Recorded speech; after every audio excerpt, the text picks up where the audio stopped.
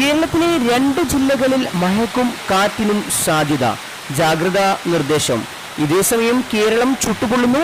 9 ജില്ലകളിൽ ഉയർന്ന താപനില മുന്നറിയിപ്പ്. വിശദമായ വീഡിയോയിലേക്ക് കിടക്കുന്നതിന് മുമ്പ് ഈ വീഡിയോ ആദ്യം ഒന്ന് ലൈക്ക് ചെയ്ത് കാണാൻ ശ്രദ്ധിക്കുക.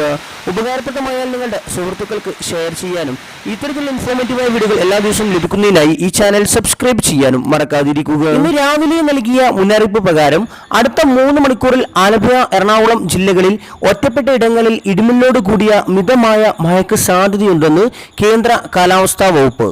മണിക്കൂറിൽ 40 കിലോമീറ്റർ വരെ വേഗതയിൽ വീശിയടിച്ചേക്കാവുന്ന ശക്തമായ കാറ്റിനും സാധ്യതയുണ്ടെന്ന് കേന്ദ്ര കാലാവസ്ഥാ വകുപ്പ് തിരമാലക്കും കടലാക്രമണത്തിനും സാധ്യതയുണ്ട്.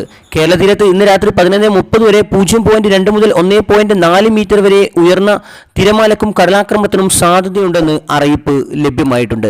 മത്സ്യത്തൊഴിലാളികളും തീരദേശവാസികളും ജാഗ്രത പാലിക്കേണ്ടതാണ്.